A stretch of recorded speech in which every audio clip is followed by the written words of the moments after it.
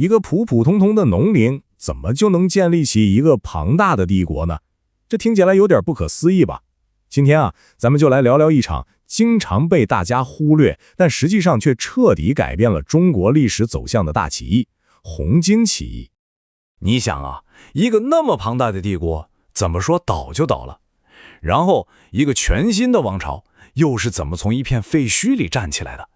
这可不是只是历史书上的几行字那么简单，这背后是一幕幕真实上演的人间大戏。来，咱们就一起回到700年前的中国，看看到底发生了什么。好，咱们今天的探索主要分这么4步走。首先，咱们得看看一个王朝是怎么一步步走向衰败的。然后，我们会看到一股全新的力量是怎么崛起的。接着，我们会见证一个传奇，一个平民如何逆袭成为皇帝。最后，咱们再来聊聊这一切给后来的世界留下了多么深远的遗产。好了，我们先从第一部分开始，王朝的衰败。咱们故事的起点啊，是一个摇摇欲坠的帝国。那时候的整个社会可以说都笼罩在一种绝望和不安的气氛里。在古代中国啊，天灾可不只是天灾，它经常被看成是老天爷的某种信号。您想想，14世纪中叶，黄河大泛滥，几百万人一下子就没了家，到处都是难民。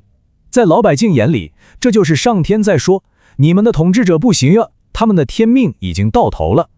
这对当时由蒙古人统治的元朝来说，简直就是一场致命的信任危机。天灾之后啊，往往跟着的就是更可怕的人祸，饥荒、瘟疫到处蔓延，老百姓的日子过得那叫一个惨。可偏偏这个时候，腐败的官府不但不管，反而还要加重税收，简直是不给人留活路。本来汉人就对蒙古人的统治憋着一肚子气，再加上朝廷对修桥铺路这种民生大事儿完全不管不顾，那压抑了很久的怒火终于一下子就爆发了。我们来到第二部分，红巾起义。所以啊，就是在这么一片绝望的土地上，一股反抗的力量就这么破土而出了。咱们现在就来看看这小小的星星之火是怎么烧成一场燎原大火的。那么这个红巾军到底是一群什么人呢？他们可不是一群简单的乌合之众，说白了，这是一个融合了好几种宗教信仰的组织。他们深信救世主马上就要来了，一个新的光明的世界就要诞生。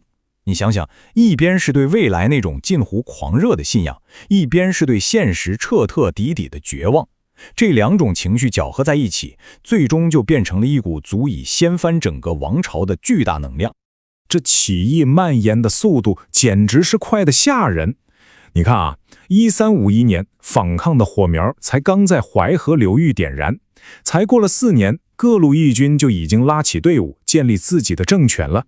到1356年，连南京这样的战略要地都被拿下了。一场地方上的小骚乱，就在这么短的时间里，滚雪球一样变成了一场席卷全国的大战。元朝的统治就在这熊熊烈火里土崩瓦解了。好，现在是第3部分，从平民到皇帝。咱们常说乱世出英雄嘛，在这场大风暴里，确实涌现出了不少厉害人物。但是谁能想到呢？最后收拾这个烂摊子，开创一个新时代的，居然会是一个最不起眼的角色。没错，我们故事的真正主角朱元璋现在要登场了。要说朱元璋的人生啊，那简直就是一部逆天改命的史诗。他本来是个孤儿，因为饥荒和瘟疫，家里人都没了，为了有口饭吃，只能去当和尚。后来他加入了红巾军，从一个小兵干起。结果呢，他那惊人的军事天赋藏都藏不住，屡建奇功，地位一路飙升。他一步步地整合了各路人马，最后把所有的对手，不管是强大的元朝军队，还是其他的起义军领袖，全都给打败了。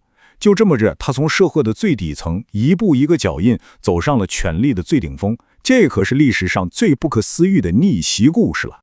天命无常，唯有得者居之。这句话可以说是朱元璋对自己所作所为的最好解释，因为他自己就是从最底层爬上来的，他太清楚老百姓过得有多苦了。所以他坚信，当皇帝这个权利不是天生就该你有的，而是要靠你的德行，靠你能不能给人民带来和平和好日子来赢得的。这既是他当年起兵的口号，也成了他后来建立大明王朝的根本理念。咱们来到最后一部分，大明的遗产。好了，一个旧世界被大的粉碎，那么这场翻天覆地的起义，在摧毁了旧的一切之后，究竟留下了什么呢？一个全新的中国又是怎么被锻造出来的？咱们这儿就来寻找答案。咱们这么一对比啊，这个变化可以说是天差地别。